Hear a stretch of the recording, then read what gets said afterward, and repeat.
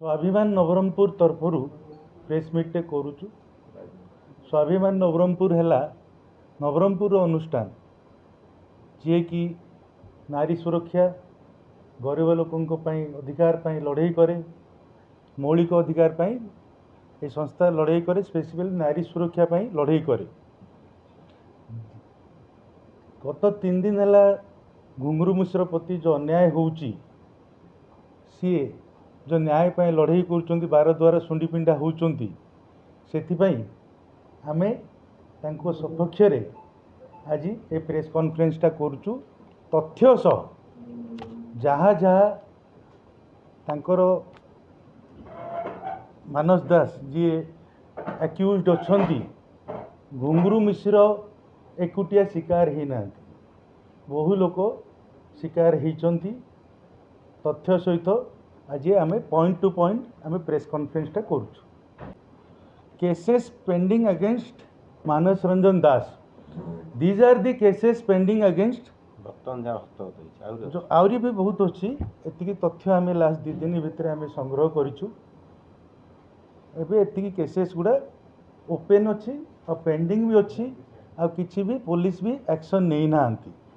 Cases number regarding cases मु अरविंद भाई को कहूँ। फास्ट केसेस है पोस्को केस जोटा कि खंडगिरी थाना रेजिस्टर होता।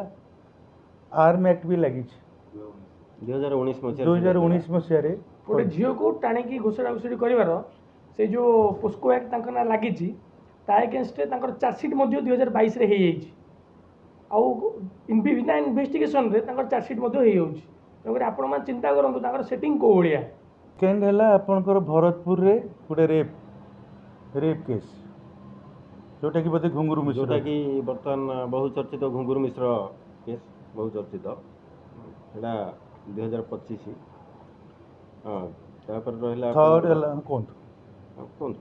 थर्ड है चंदकार गोटे केस अच्छी 285/25 जोटा कि एट्रोसिटी केस। सीतू बेहरा बोल कि जड़े लोक से जबरदस्ती पैसा आदाय करी जे कि एट्रोसिटी केसटे फाइल होती। पुलिस भी एक्शन नहीं कि नहीं जना पड़नी। विभिन्न थाना अच्छी सीतू बेहरा को जहाँकि से सुध तांकर किछिटा चेक रखी किछिटा चेक रखी ताकू बाउंस कला परे मध्य ताकू जोर जबरदस्ती बंधक लगे पैसा आदाय करथिले। मुख्य हूँ ब्लैंक एग्रीमेंट और ब्लैंक चेक जहाँ आधार रे सी लोक मान पैसा दियंती और तापर ब्लैकमेल करी पैसा तो देले ठीक अच्छे तार सुध मूल प्लस दिन बाय दिन लेट हेले 10,000 टंका 20,000 टंका फाइन पकईकी डबल डबल पैसा आदाय करती। जदि पैसा नदेवे तापर कौन करेंगे चेकटा को मन इच्छा अमाउंट पकईकी बाउंस करदे। यही भाया गोटे केस नुहे बहुत गुटे केस ना अच्छी। आ गोटे है खंडगिरी आर्म्स एक्ट केस लगी एफआईआर नंबर के 730/25 पुलिस एक्शन नहीं निया एटा ओपन अच्छे बर्तमान एक्शन नहीं ना पुलिस ता ऊपर एक्शन नहीं कि ताको इमीडिएटली अरेस्ट करू पथे। तापर रहा पुणी चंदका थाना रे गोटे 420 केस जन एक्वागार्ड जे सर्विसमैन जे एक्वागार्ड सजाड़ती घर को जाइए कहले आम तुमको एम्स रे चाकरी करदे। हाँ एम्स रे चाकरी करदे। एम्स रे चाकरी करवा फल से पिलाटी 1,60,000 टका देता से विक्टिम बर्तमान आम ग्रहण उपस्थित अच्छा विक्टिम। तुम नाटा कह दो तुम ना कौन सुरेश कुमार जेना एक्वागार्ड रे काम करे सुरेश कुमार जेना एक्वागार्ड रे काम करे न्याय पाई ना आउ सी अरेस्ट ही ना से केस रे बेल ही ना बेल आउट ही ना से सेमती निर्भीक भाव बाहर बुलूँ। सेटा पुलिस की पचारिबा बोधे दायित्व गणमाध्यम भावुची। सांबादिक सम्मेलन डाकिवर उद्देश्य या जे बोधे आमर प्रशासन मन पड़ूनी अपारगता तो आम कहीपर सरकार मन न पड़ू मन पकड़ा आम प्रेस कॉन्फ्रेंस डाक। ଆଉ ବର୍ତ୍ତମାନ ଆମେ ଡାକିଛୁ ଏଇଟା ସ୍ୱାଭିମାନ ନବରଙ୍ଗପୁର ଡାକିଛି, ଏଇଟା ସମସ୍ତଙ୍କର ସ୍ୱାଭିମାନ ପାଇଁ ଡକାଯାଇଛି, ସେଇଥିପାଇଁ ତଥ୍ୟ କଲେକ୍ସନ୍ କରାଯାଇଛି, କଲେକ୍ଟ କରାଯାଇ ଦିଆଯାଉଛି। ସେ ନିଶ୍ଚିନ୍ତ ଭାବେ ଆମର ସରକାରଙ୍କ ଉପରେ ଭରସା ଅଛି, ପ୍ରଶାସନ ଉପରେ ଭରସା ଅଛି, ସେ ନିଶ୍ଚିନ୍ତ ଭାବେ ନ୍ୟାୟ ପାଇବେ। ଆମ ମା ଭଉଣୀ ଥିଲେ ବି ଆମକୁ ବହୁତ ବାଧିଥାନ୍ତା, ସେ ଯୋଉ ଭଳିଆ ସିଏ ସାମ୍ବାଦିକ ମାନଙ୍କୁ ତା ଘରେ ଡାକି ଯୋଉ ଭଳିଆ କଥା କହୁଛି ସେମିତି କୁହନ୍ତୁ ନାହିଁ। ସେଥିପାଇଁ ଆପଣମାନଙ୍କୁ ନିବେଦନ କରୁଛି, ଆଉ ତ ତାଙ୍କର ଓକିଲକୁ ମୁଁ ନିବେଦନ କରୁଛି, କହିବାକୁ ଗଲେ ବି ଆପଣଙ୍କ ମାଧ୍ୟମ ଥ୍ରୁରେ ମୁଁ ତାଙ୍କର ଯଦି ସିଏ ଯଦି ତଥ୍ୟ ନ ପାଇକି ମିଡ଼ିଆ ଆଗରେ ଆସିକି ଏପଟେ ସେପଟେ କଥା ହେବେ, ଆମେ ଲିଗାଲ ଆକ୍ସନ୍ ତାଙ୍କ ବିରୁଦ୍ଧରେ ଯାଇପାରିବୁ। ସେ କୋଉ ଭଳିଆ ଓକିଲ ସାରା ଭୁବନେଶ୍ୱରବାସୀ ଜାଣିଛନ୍ତି।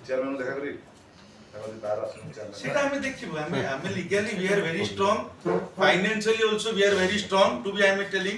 সেটা আমি জানিছি মানস দাস ভুল জায়গায় সে হাত মারিছি। যদি ওড়িশা সরকার আমকো ন্যায় দেইব নাই, দিল্লি চলো, চালি চালি দিল্লি যাও ম্যাডাম। যেমনি রাউরকেলার যেমনি মোদি কো ভেটাবাকু নিশিকান্ত মুক্তিকান্ত যাইতিলা, ঘুঙ্গুরু মিশ্র ভুবনেশ্বর চালি চালি মাসে লাগু, কিন্তু চালি চালি দিল্লি যাবো ইন্ডিয়া ফ্লাগ ধরকি। সেতবেଳକୁ ଦିଲ୍ଲୀରେ ଯେତେବେଳେ ଏ ପ୍ରଶାସନର ମୁହଁ ସେଇଠି ଦିଲ୍ଲୀ ଝିଅ ନା, ସେଇଠି କ୍ୟାଣ୍ଡେଲ ମାର୍ଚ୍ଚ ବି କରିବୁ। ସେଥିପାଇଁ ପ୍ରଶାସନକୁ ମୁଁ ହାତ ଯୋଡ଼ି କହୁଛି, ଆପଣ ତତ୍ପରତାର ସହିତ ଆକ୍ସନ ନେଇକି ତାକୁ ଇମିଡିଏଟଲି ଆରେଷ୍ଟ କରାଯାଉ।